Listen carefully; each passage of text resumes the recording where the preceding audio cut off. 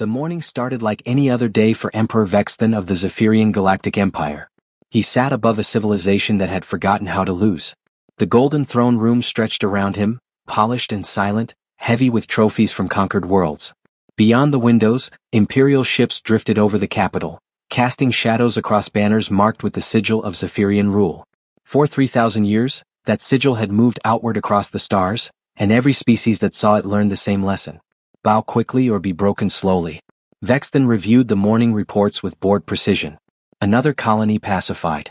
Another dispute ended by orbital fire. Another governor requesting troops to quiet a species that still believed rebellion mattered. He signed orders with one clawed hand and barely glanced at the death counts. Numbers were not tragedy to an emperor. Numbers were weather. Then his aide entered too quietly. The creature was thin, purple-skinned, and four-armed. On most mornings he approached the throne with perfect ceremony. Today, one hand trembled around the data slate, and one eye kept flicking toward the doors. Vexthan noticed. "Speak." The aide bowed. "Your Majesty, our scouts have found something interesting near the edge of mapped expansion space." Vexthan did not look up. "Another primitive world requesting protection?" "Not exactly, sir." The Emperor's red eyes lifted. The aide swallowed. "They possess basic space travel.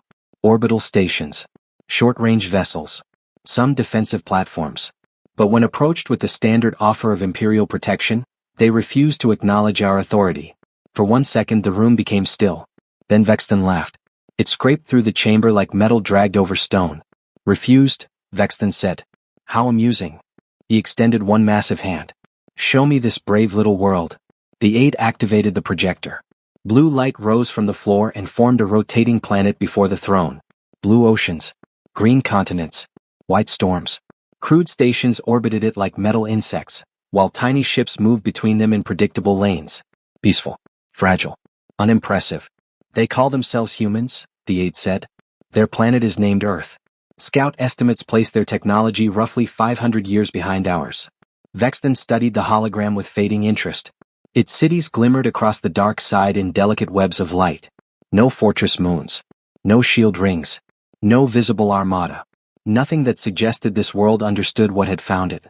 "Have we made the usual offer?" "Yes, Your Majesty.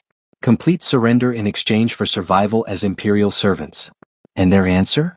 The aide hesitated. "They said they politely decline." The words hung there, absurd and fragile. Vexthan stood. His shadow swallowed the holographic earth. "No one declines the Empire," he said. His voice was quiet, and that made every guard stiffen.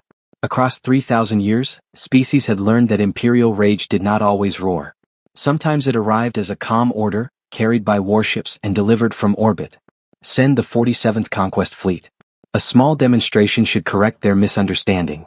The aide bowed quickly. "At once, Your Majesty. Commander Star will lead 200 dreadnoughts." 200. Vexthan looked at the tiny blue world. Generous. Within hours, the 47th Fleet gathered near the dark edge of imperial space. 200 dreadnoughts aligned in perfect formation, their black and silver hulls shining under cold starlight. Each vessel could erase a city with a single shot. Together, they had ended civilizations. Commander Star stood on the bridge of his flagship, watching Earth's coordinates burn across the main display. His officers moved with casual confidence. No emergency tones. No Titan voices. No one checked escape vectors because no one imagined needing them.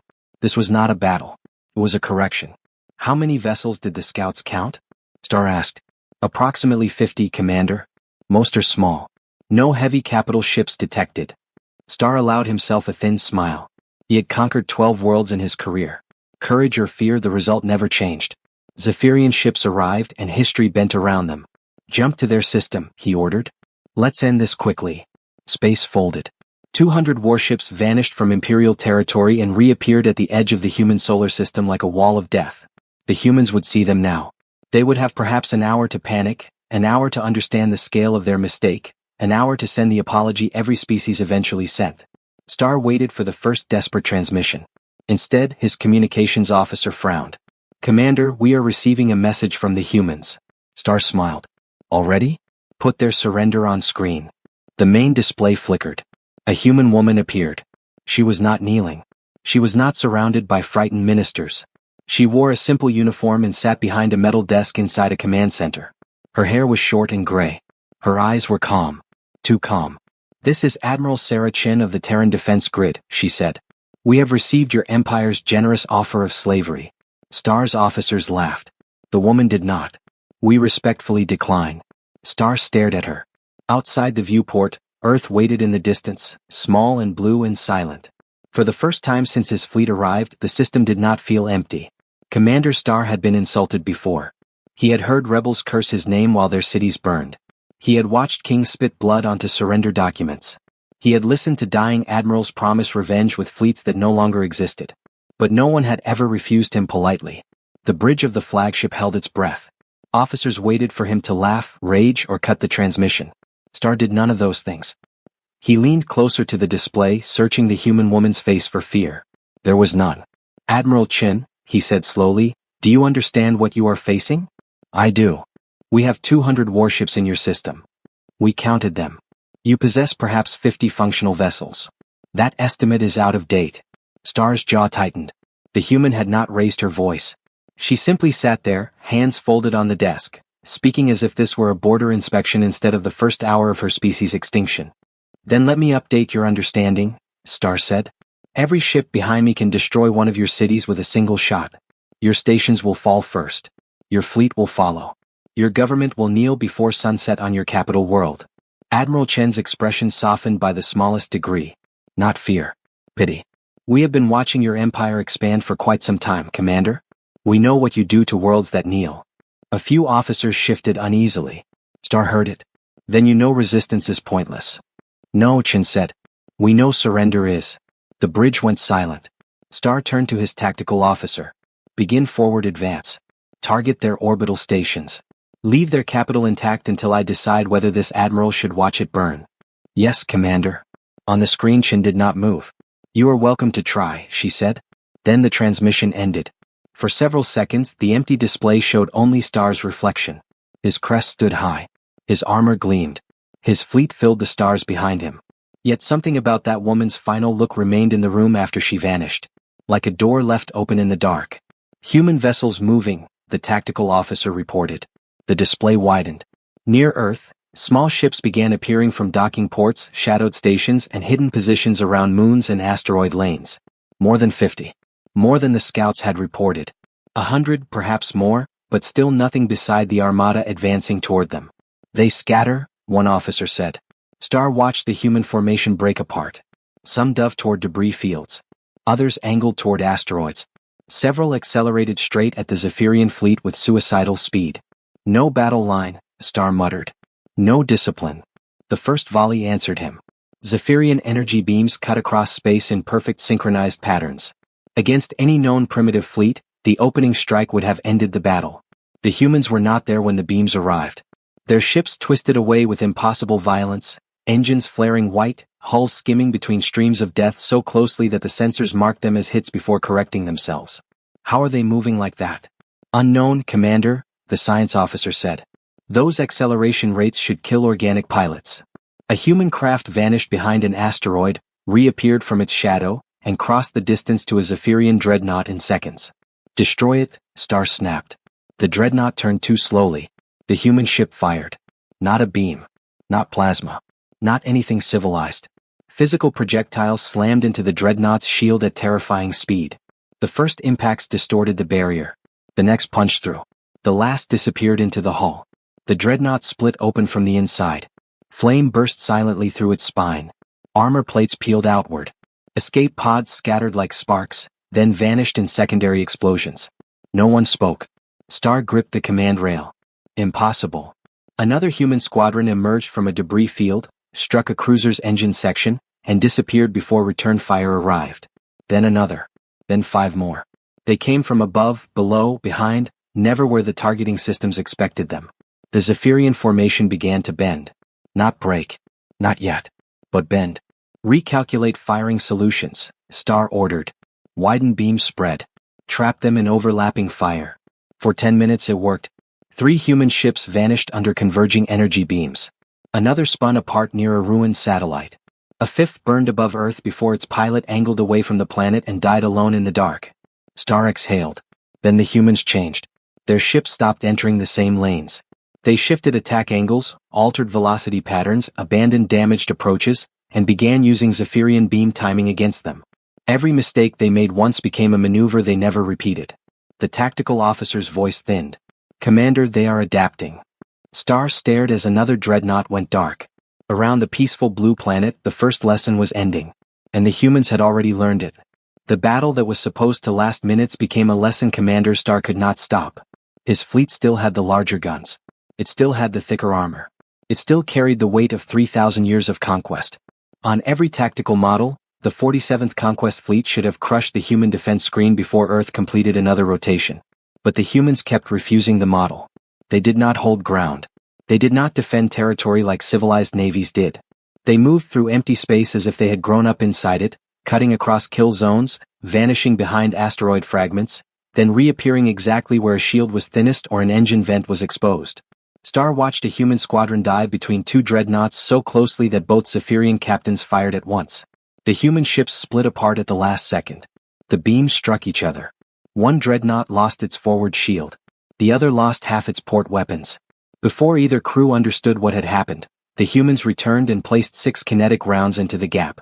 2 Imperial ships died because they had obeyed their own training. "Pull the formation tighter," Star ordered.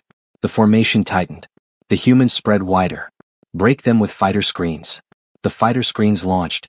The humans led them into debris fields where missiles waited cold and silent among broken rock. "Fall back to long range." The fleet began to withdraw. The humans followed like teeth. For the first time in his career, Star felt the shape of a trap only after stepping inside it. Earth's system was not empty space around a primitive world. It was prepared ground. Asteroids had sensor ghosts hidden in their shadows. Dead satellites carried targeting relays. Civilian stations had armor beneath their outer shells. Every object the scouts had dismissed as harmless became part of the battlefield. "Commander," the tactical officer said, "we have lost 40 ships." Star turned slowly. "Repeat that." 40 confirmed destroyed or disabled. Human losses estimated at 15. The bridge became very quiet. 40. That number did not belong in this battle. It belonged to wars against pure civilizations, to rebellions that had stockpiled weapons for centuries, not to a blue planet whose ships looked like they had been built by desperate engineers with more courage than resources. On the display, Admiral Chen's fleet regrouped near Earth. Not retreating. Not celebrating. Adjusting. That disturbed Star more than their firepower. They were not acting like a species surviving by miracle. They were acting like technicians correcting an experiment. "Target their command vessel," Star said. "We cannot identify it, sir." "What do you mean you cannot identify it?" "Their command structure is distributed. When one signal node is jammed, another takes over. When we isolate a formation, it changes leadership within seconds." Star stared at the swarm of human markers. A species 500 years behind them was using command methods his own academies had declared too complex to manage in real combat. Then a transmission crackled across an open channel. Not to Star. Between human ships. Pattern 9 failed on the eastern approach. Adjust timing by 0.2 seconds. Do not repeat lane 3. Star listened, cold spreading through his chest. They were speaking openly because it no longer mattered if he heard.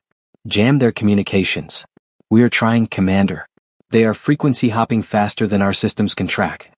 Another dreadnought vanished from the display. Then another. Star clenched both hands against the rail until the metal groaned beneath his grip.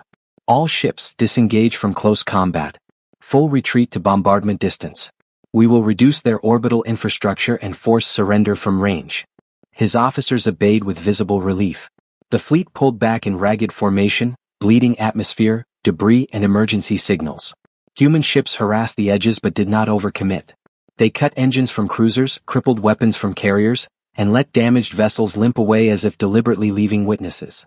By the time the 47th Fleet reached safer distance, Star had 160 ships still answering command. 40 gone. Most of the survivors wounded. Earth untouched. The human ships gathered in defensive arcs near their planet, moving with a calm coordination that made Star's throat tighten. They had not merely survived the Empire's demonstration. They had studied it, broken it, and allowed part of it to escape. "Open a channel to the throne world," Star said. His communications officer looked back with wide eyes. "What should the report say, Commander?" Star watched the blue planet turn beneath its fragile clouds. He thought of Admiral Chen's calm face. The polite refusal. The pity hidden behind her eyes. "Tell the Emperor," he said quietly, that the humans are dangerous. He paused as another damaged dreadnought lost power behind him.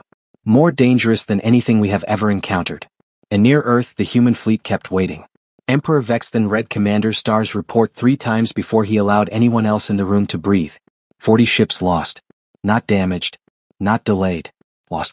The number sat on the tactical slate like an insult carved into imperial bone. The 47th Conquest Fleet had pacified entire star systems with fewer casualties. It had broken fortress moons, silenced orbital rebellions, and burned through alliances that believed numbers could save them. Yet a world Vexton had seen as a blue ornament at the edge of his maps had taken 40 dreadnoughts from him and remained untouched. His aide stood beside the throne with all 4 hands folded tightly. "Your Majesty," the aide said carefully, "Commander Starr requests reinforcements." Vexton's red eyes lifted. "Requests?" The aide lowered his gaze. "He says the humans are adapting faster than expected." A murmur moved through the throne room, small but dangerous. Officers, ministers, and servants all heard it. Vexton heard it too. In an empire built on obedience, even the possibility of weakness could become a disease if left untreated. He crushed the report slate in one hand.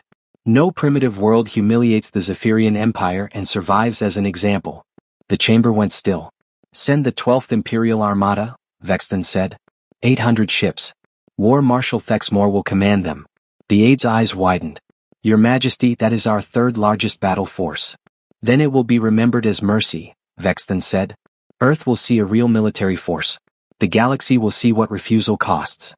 3 days later, War Marshal Thexmore entered the human solar system expecting a frightened planet and a wounded fleet. He found a graveyard. The first thing his sensors detected was metal.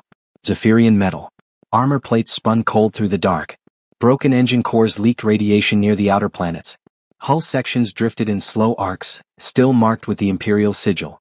Far beyond them, 30 surviving ships of the 47th Fleet hid behind a gas giant like animals that had learned the shape of fire. Thexmore said nothing for a long moment. He had crushed 23 worlds. He had watched enemy admirals collapse on their bridges before the first bombardment. He knew what defeat looked like. This looked worse. "Where is Commander Starr?" he asked. "Alive, Marshal. His flagship is damaged.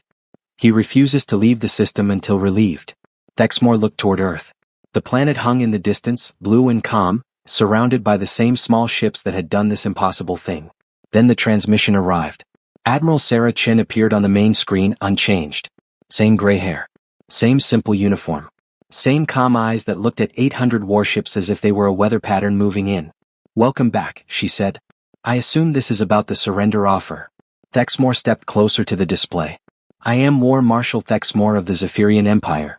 You will surrender immediately, or your world will be erased." "I'm afraid our position remains the same," Chin said. "We still prefer our freedom. You destroyed one small fleet through luck and trickery. You now face 800 ships." Chin nodded. "Yes. A larger sample." Thexmore narrowed his eyes. "Sample? Your previous fleet left behind useful wreckage. Shield harmonics. Engine architecture. Communication protocols. Very educational." The bridge changed temperature. No one moved, but Thexmore felt every officer understand the same thing at once. The humans had not merely survived the first attack. They had harvested it. "You cannot reverse engineer Imperial technology in 3 days," he said. Chen's smile was almost apologetic. "Not all of it." The transmission ended before he could answer. Thexmore turned from the dead screen and for the first time in decades he checked the distance to Earth himself. "Full assault," he ordered. "Destroy their fleet within the hour." The 12th Armada advanced like a steel continent. 800 ships spread across space, weapons charged, fighters ready, formation perfect. Then the humans came out to meet them. There were more than before. Roughly 200 vessels. Still outnumbered 4 to 1. Still smaller. Still ugly by Imperial standards. But they no longer looked primitive. New armor plates lined their hulls. Strange emitter arrays sat where simple weapon mounts had been.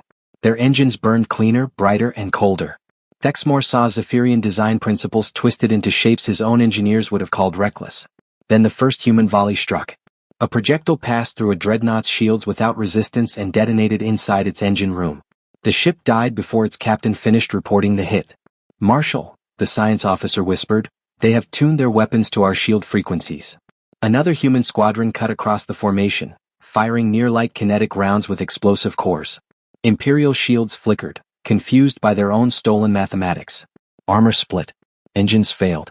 Formation lines bent as captains tried to protect themselves from weapons that should not exist. Thexmore watched his beautiful attack dissolve. The humans were not just using Zephyrian technology. They were using it better. War Marshal Thexmore realized too late that he had brought 800 ships into a classroom. The humans were not fighting like defenders trapped against their own world. They were testing, measuring, adjusting. Every Zephyrian maneuver became data.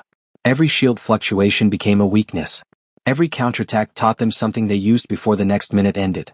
At first, Thexmore thought the pattern was coincidence. Then his officers began naming it. Human Squadron on Vector 7 has changed approach profile. They are avoiding our revised beam timing. They have identified the carrier command links. They are targeting our coordination nodes. Each report arrived colder than the last. Thexmore ordered his left flank to collapse inward and crush a human strike group between two cruiser lines. It should have worked. It had worked against the fortress fleets of Nerith. It had worked against the orbital defenders of Vosk. It had worked against every species foolish enough to fight the Empire in open space. The humans allowed the trap to close halfway. Then they vanished. Not jumped. Not fled. They cut engines, dropped behind sensor clutter, and let the Zephyrian cruisers fire through the empty space where they had been. When the humans reappeared, they were behind the carriers. 6 carriers died in 12 seconds. Thexmore felt something move through the bridge that did not belong there. Fear. Maintain discipline, he snapped. They are still outnumbered. But numbers no longer felt like strength. They felt like targets. The humans moved through his armada with brutal patience. They did not waste shots on armor belts.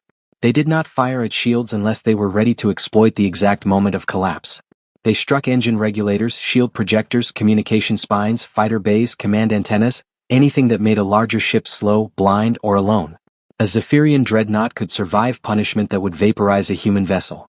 Could not survive being made useless. Marshal, the science officer said, voice thin, they are not trying to destroy all of us. Thexmore looked at him. They are disabling selected systems. Preserving wreckage. Capturing telemetry. Another cruiser went dark, drifting but intact. The humans were choosing what to kill. That was worse. On the tactical display, the 12th Armada still looked massive, but its shape had changed. The clean Imperial wall had become scattered clusters.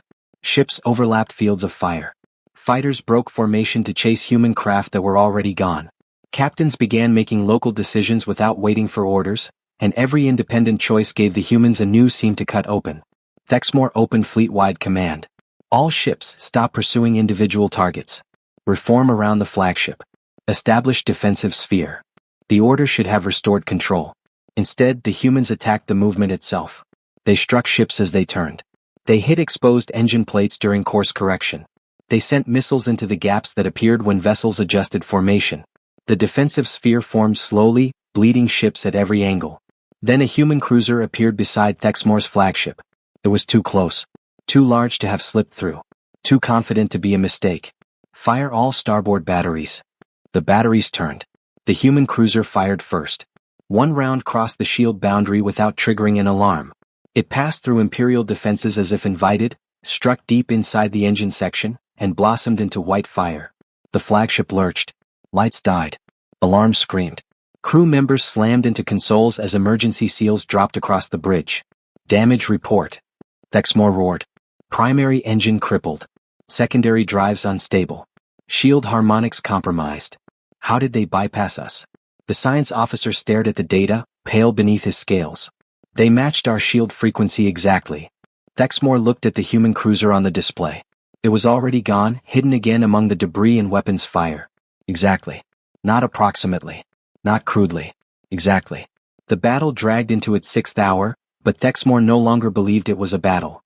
His fleet threw fire into darkness, and the darkness answered with lessons. 800 ships became 700, then 600, then 5. The humans lost ships too. Thexmore saw them burn. He saw small vessels break apart under direct hits. He saw human pilots die in silence rather than lose control near Earth. But every human loss changed the rest of them. A maneuver failed once and no other ship repeated it. A missile pattern was countered once, and every later volley avoided the same weakness. A squadron was destroyed by overlapping beams, and within minutes the humans were using those beam angles to bait Zephyrian ships into friendly fire. They are studying us, Thexmore whispered. His science officer heard him. Yes, Marshal. I believe this entire engagement is a learning exercise. Thexmore stared at the display as another cluster of Imperial ships vanished beneath coordinated human fire. He had not come to conquer Earth. He had come to teach it how to kill him. "Pull back," he said. No one answered at first. The order tasted like surrender. "All ships retreat to bombardment range," Thexmore repeated. "If we cannot break their fleet, we will burn the planet." The armada began to withdraw. And from the dark places of the solar system, more human ships woke up. Emperor Vexton watched War Marshal Thexmore's final transmission in silence. The defeated commander looked smaller than Vexton remembered. His armor was scorched. Emergency lights pulsed red across his bridge. Behind him, officers moved like ghosts through smoke, and beyond the viewport, human ships patrolled the wreckage of the 12th Armada with the slow patience of predators that had already eaten. "Your Majesty," Thexmore said, voice rough, "the human threat is beyond anything we have encountered." Vexton did not interrupt. "They do not just fight to win. They fight to learn. Every ship we lose teaches them. Every tactic we reveal becomes something they improve. I respectfully recommend negotiation before further military action." The transmission ended. No one in the throne room moved. 600 ships. His most experienced war marshal had taken 800 vessels to punish one primitive world and returned with fewer than 200. Worse, the humans had allowed him to return. They had sent the lesson home inside the broken survivors. Vexton rose from the throne. "Recall every available fleet." His aide looked up sharply. "Your Majesty, pulling forces from the borders may invite rebellion." "Let them rebel." The Emperor's eyes burned toward the distant hologram of Earth. "If these humans continue learning, there may be no borders left to defend." 2 weeks later, the largest fleet in Zephyrian history assembled above the Imperial homeworld. 3,000 warships filled the void. Dreadnoughts capable of cracking continents. Carriers swollen with fighter wings. Siege platforms built to break shielded moons. At the center waited the Infinite Dominion, Vexton's flagship, larger than some cities and armored like a moving fortress. This was not a demonstration. This was the Empire's fist. When the fleet jumped, space tore open around the human solar system, and 3,000 Imperial ships appeared in formation at its edge. Vexton expected panic. He expected evacuation fleets, emergency broadcasts, desperate orbital defenses. Perhaps even Admiral Chen finally asking what terms he would offer if Earth surrendered at once. Instead, Earth waited quietly. The same small human fleet hovered near the blue planet. 200 ships. No visible reinforcements. No defensive ring. No fear. Vexton stared at the display. "That is their entire defense?" "Sensors confirm approximately 200 vessels, Your Majesty," the tactical officer replied. A transmission request arrived. Vexton accepted it. Admiral Sarah Chen appeared, seated behind the same plain desk, wearing the same simple uniform. Her calm had not cracked. If anything, she looked almost relieved that he had come personally.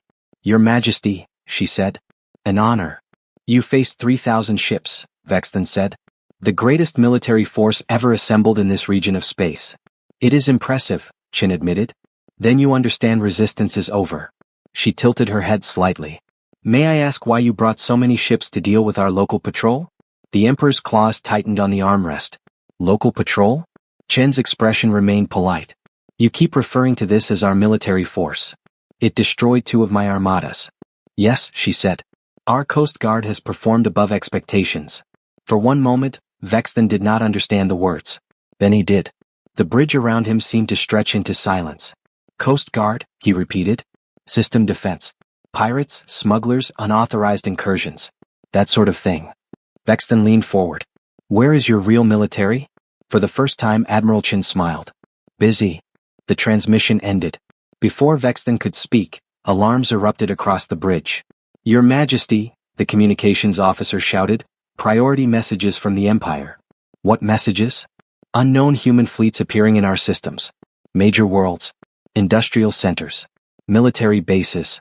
The main screen filled with images. Human warships held position above Zephyrian shipyards. Human carriers waited outside fortress worlds. Human fleets surrounded supply hubs without firing a shot. They were larger than the vessels near Earth, sharper in design, built not for patrol but for war. How many systems? 47, Your Majesty. Vexton felt the first true coldness of his reign settle into his bones. While he had gathered the Empire to crush Earth, humanity had moved around him. Admiral Chen returned on the screen. "We have been watching your empire for 60 years, she said. "When your first fleet arrived, we traced its jump signatures home. That travel should have taken months." "For you," Chen said. The Emperor looked at the small blue planet and finally saw it clearly. Earth had not been surrounded. It had been bait. Emperor Vexthan did not return to his throne room after Admiral Chen's transmission ended. He went to the private war chamber aboard the Infinite Dominion and stood before a map of his empire while the red markers multiplied. 47 systems. Not border outposts. Not weak colonies. Shipyards. Industrial worlds. Military depots. Fuel hubs. The arteries of Zephyrian power. Human fleets sat outside them without firing, and that restraint made them more terrifying than bombardment.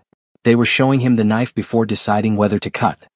His commanders gathered around the circular table in silence. No one boasted now. No one spoke of primitive humans' lucky victories or tricks. The faces around him belonged to conquerors who had finally met something that did not need to conquer them to win. War Marshal Kethver activated the first tactical projection. Your Majesty, our local defenses outnumber several of the human detachments. Then remove them. Kethver hesitated. Vexthan turned his head slowly. Speak.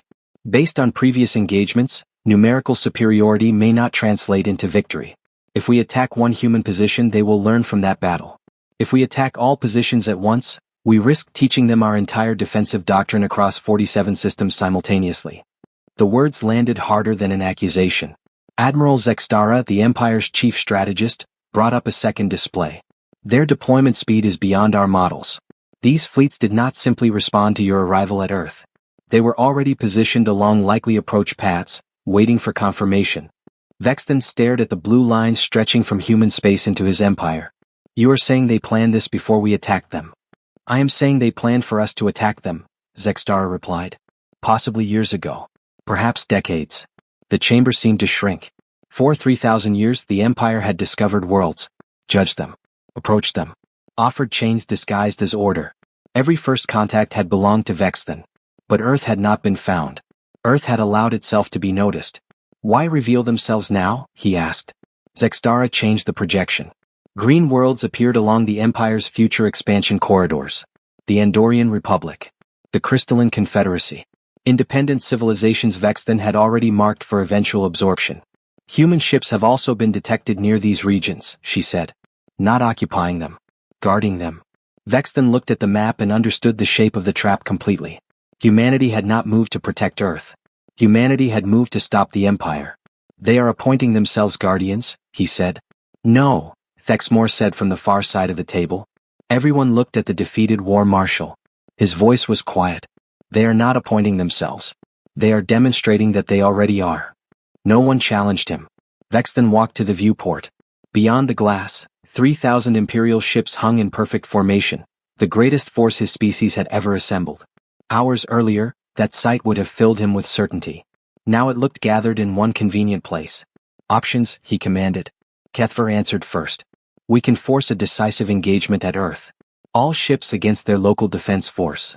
And while we do, human fleets remain inside our empire. Zextara continued.